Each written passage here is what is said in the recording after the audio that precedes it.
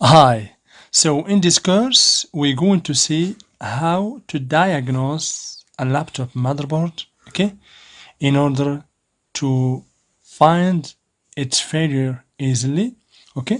So we're going to see the steps or the process that every technician or professional or student should follow in order to troubleshoot and locate the problem of the motherboard. Okay, so first we're going to see the motherboard visually. So the first step is to check the whole motherboard. Okay, so you see, check visually the motherboard, okay, and see if you have something that is not normal in the motherboard. So check, for example, if the RAM is installed correctly. Should check the processor, okay.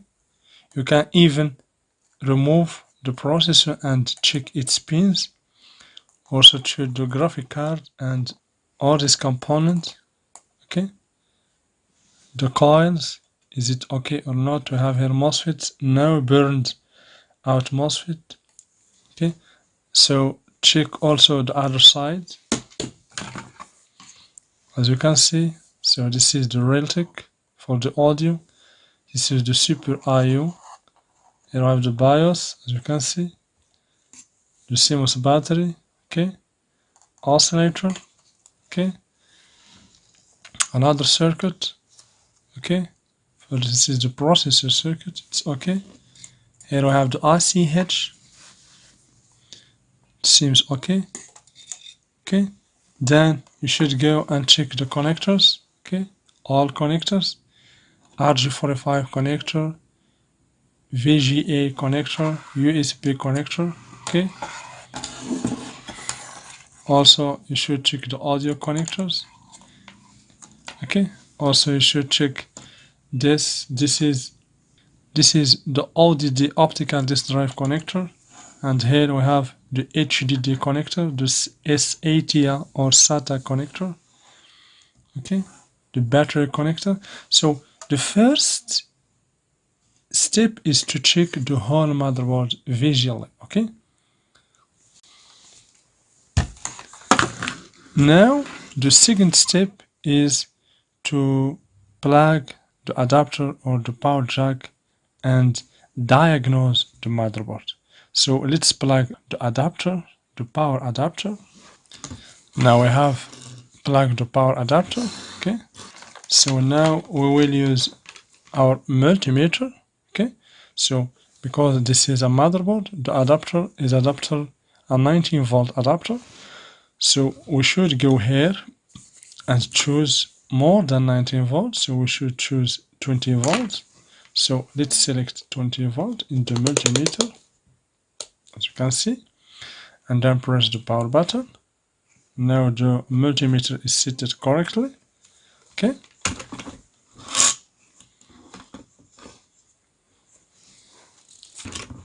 So here we have the multimeter probes. Always we use this probe to ground, and this probe we do power rail, okay. So for the ground, here we have ground. Also here we have ground. Here we have ground. Here we have ground. Here we have ground. The ground is everywhere in the motherboard. So let's put the black probe in the ground, as you can see here. So let's put the black probe here or even here, okay. And then use just one hand with the red probe. So let's check here 19 volt. As you see, we have the red wire. So let's check here 19 volt. So we have here 19 volt in these two wires, okay. This is two wires, okay. So here we have the first switch, as you can see. So this switch should hold the 19 volt. Also this diode. Also this switch, as you can see. So the 19 volt pass through this switch and then through this switch, and should also appear here, as you can see, okay. As you can see here, we have here these points. These points means from here the 19 volts goes to 1 2 3 4 5 6 to 7 place in the motherboard. So let's check where this 19 volt goes. So let's see the other side of the motherboard. So as you can see, here we have the adapter. Okay, so let's see. Always we should put the black probe in the ground, as you can see. So let's put it here or even here. Okay, so here this is the back of the power jack. As you can see here, we have this resistance. Okay, this resistor is the current resistor sense. Okay, so let's check. Normally we should find here 90 volt. Let's check. So let's check. As you can see, we have here 19 volts. Do you see also these points? A lot of points here means the 19 volt is distributed from this resistor to the whole motherboard. So let's look for this 19 volt in the whole motherboard. So let's put this probe here, for example. Okay, so here we have the first circuit. This is the CPU. This circuit is for the CPU.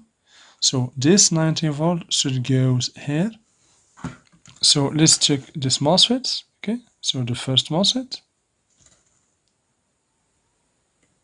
We don't have here 19 volts. Let's check here, for example. You can just check until you find the 19 volts. Okay, so here we have 19 volts. This is the drain. This MOSFET, we have 19 volts here. These two MOSFETs and this coil and these two ceramic capacitor is the first channel of the CPU. Here we have another channel. Normally we should find 19 volt in one of these two MOSFETs. Let's check, for example, this. As you can see, also this MOSFET holds the 19 volt. This is the first channel and this is the second channel. Okay, of course, in the back of this channel we will find other components. So let's check.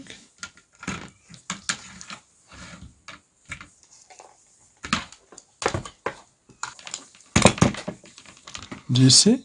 As I told you, this is the back of the CPU circuit here. So here the first channel, as we see before, and here we have the second channel. Also, for every channel there is two capacitors. If we check this capacitor, nothing here because the laptop motherboard is not yet powered. Okay, so this 19 volt is present in the first terminal of each MOSFET in each channel of the CPU circuit. So also here we will find 19 volts somewhere here. This is another 19 volt for this channel.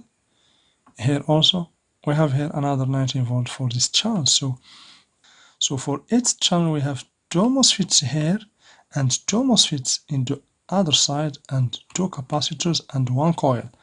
For the other channel we have two MOSFETs or four MOSFETs, two capacitors and one coil. And here we have, as you see, two PF capacitors for each channel. I can draw for you the circuit diagram of this circuit for this CPU circuit. As you see here, we have the power management for the CPU. Okay, I will draw for you this circuit diagram. So let's draw it right now in order to understand deeply. So the CPU circuit. So the CPU or the processor circuit. Okay, so we have seen that we have 4 MOSFETs in every channel. Okay, so let's see that here we have 19 volts. Okay, this is 19 volts.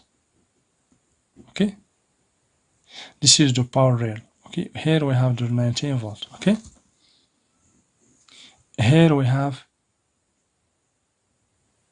two PF capacitors, as you can see. This is a ceramic capacitor connected to the ground. Okay,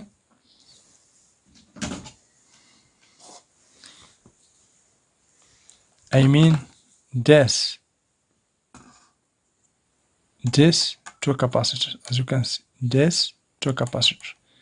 Okay, we have two capacitor here. Then here, as you see, we have two MOSFETs. Okay, we have here the first MOSFET here and the second one here. Okay, as you can see. So here we have drain, as you can see, and in this MOSFET also we have drain. This is drain. So this connected to drain and this also connected to drain. So here we have source, as you can see, and we have the gate here.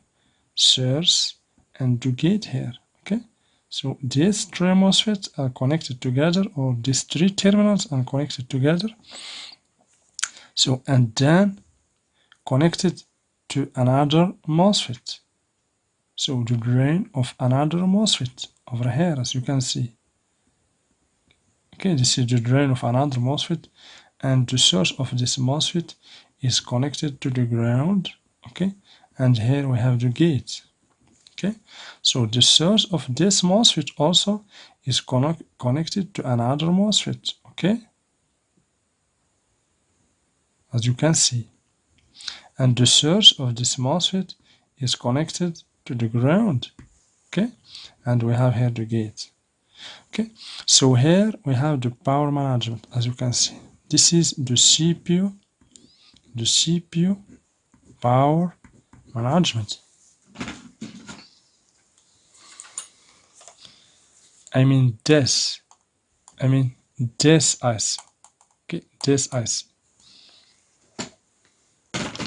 So here we have, as you can see, 4 gates. So this gate will go directly to the power management. Also this gate also, as you can see, also this, and also this gate also.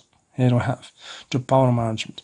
Normally the name of the signal here, so let's assume that here we have the Q1, okay, here we have the Q2, Q3 and Q4. This is the first channel, as you can see here. Okay, so the first, as you can see, the name of this gate is DH1, drive high 1. Okay, and here DH2, okay, drive high 2. Here we have DL1 and DL2, drive low 1 and drive low 2. Okay, so as you can see here, we have, as you can see, these capacitors. Okay, two capacitors for each channel. As you can see, we have here two capacitors with two MOSFETs, and in the other side we have other two MOSFETs with coil. Okay, as you can see. So here we have two capacitors. Okay, so this is a chemical capacitors or a polarized capacitors. We have another polarized capacitors, exactly as the motherboard, and then here we have the coil L. We have here L1. Okay, for example, here this is the C1 and the C2, and here we will get to VCC core. The VCC core is the main power for the CPU. Okay, so the same, this is just the first channel. Okay, this is the first channel. We have here another channel exactly like this channel here. Okay, so we have here, as you can see, also we have here also, so we should have here 19 volts. Okay, okay, here we should have here 19 volts with, as you see, 2 PF capacitors or ceramic capacitors, as you can see. Okay, and of course we have 4 MOSFETs. Okay, 4 MOSFETs, as you can see, 4 MOSFETs. Okay, the drain of this MOSFET, here we have the drain also of this MOSFET.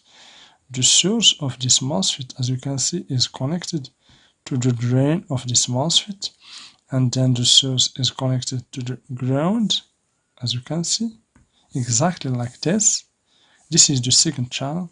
So here also we have the source of this MOSFET, as you can see, is connected to the drain of this MOSFET. Okay, and here we have the gate here, also the gate here.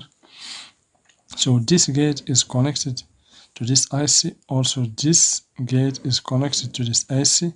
Here also we have gates, and here of course we have source connected to the ground, and we have gate. This gate also is connected to this IC, and this gate is connected also to this IC. So the name of this gate, as you see, this is the drive high. So this is, as you see here, so let's assume that we have a Q5, Q6, here we have Q7, and here we have Q8. Okay, so here this is the high MOSFET. So here we have, this is, so drive high 3, this drive high 4, as you can see. Here this is the low MOSFET. So here we have the drive low 3 and drive low 4. Okay, for this MOSFET. Also here the same, as you can see, we have other 2 capacitors, as you can see. So these capacitors, so these 2 capacitors is this, and we have other 2 capacitors, as you can see, other 2 capacitors. Let's draw it here with the coil. So we have here the chemical capacitor of the second channel, as you can see, okay, connected to the ground, okay, and also another chemical capacitor connected to the ground, and then we have the coil here, and here we have the VCC car. Also here we have the VCC car for the CPU. Okay, so this is 2 channels. This is the first channel and this is the second channel. So always this 19 volt normally is coming from the source of power. It's coming from the current sense resistor, exactly here, as you can see. Do you see here? So we have here the power jack here, or the connector for the power.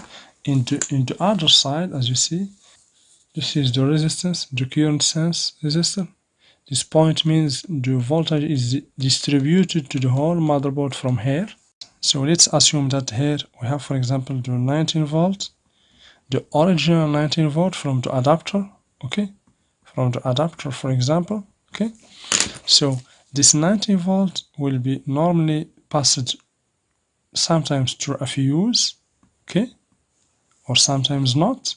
You can find also a diode for the protection also, okay, and then you will find a switch. This is a MOSFET, a switch. Q, for example, this is a switch. Let's assume here we have drain, for example, here we have source, and we have here the gate, okay. So from this switch it will pass it sometimes to another switch, okay, to another switch, with, for example, here you can find, for example, source and drain, okay, and here we have the gate. And from this switch you will find a resistor, okay. This resistor is controlled by the charge IC, okay, and then from here we will get 19 volt that will be distributed to many circuits, okay. We will find, for example, CPU circuits, as we see here, okay. Also GMCH circuit, okay. Also the RAM circuit, also 3 volt and 5 volt circuit, etc. And you will find the same working principle always for every circuit. You will find a power management IC, you will find one channel. For the processor, you can find 2 channels or more. For some processor, you can find 3 channels or even 4 channels. But for example, for 3 volts and 5 volt system power, you will find just 1 channel. Okay? So, in order to diagnose your laptop motherboard, you should first check in the first MOSFET whether you have 19 volt or not. If you find 19 volt, then good. The circuit receives the power. Also, this 19 volt will be the Vin for this power management. Here we have Vin, okay? This power management also should receive Vin 19 volt. Of course, with other signals, for example, enable signals or shutdown signals, etc. Okay? Of course, for the CPU circuit, there is many signals, about 8 signals. That is the ID. This is ID signals. Okay. From these signals, the ID signals, the VCC core will be determined. Okay. So in every circuit in the motherboard, the 19 volt should be received by the first MOSFET or 2 MOSFETs. Also, the power management IC should receive this 19 volt because the 19 volt for every power management IC is the working voltage. Okay?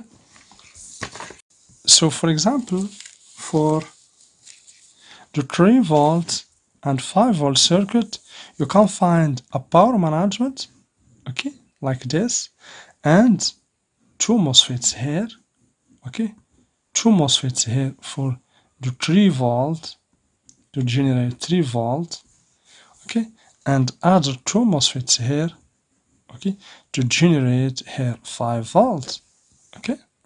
So for 3 volt, normally we should have here a 19 volt. This is the main power for the motherboard. This 19 volt will pass through some capacitors, ceramic capacitors or PF capacitors, okay, and then go to this MOSFETs, drain or source, no problem. So, and then here we have source, and then this is gate. This is the DH, drive high gate, okay. The source will be connected, for example, to drain of this MOSFET, and the source of this MOSFET will be connected to the ground, and here we have another gate. This is the lower or the drive low, okay. Then here we will have, for example, a PF capacitor, and then the coil, and then we will get the 3 volt. The same here, the same here also. Here we have drain, for example, this 19 volt will go here, also will power this IC. This is Vin. Here we have the 19 volt also. So here we have source will be connected to drain of this MOSFET, and the source of this MOSFET will be connected to the ground. Here we have, as you can see, this is the gate, okay, will be connected to this IC. This is the drive low 2, here drive low 1, okay. Here also we have another gate, okay, this is the drive high, as you see, 2. Here we will have here a capacitor, okay, a chemical capacitor that is connected to the ground, or even 2 chemical capacitor, no problem, that is connected to the ground, and then we will get here 5 volt, okay. So this is the circuit diagram of 3 volts 5 volt power system, okay. The same, always the same working principle.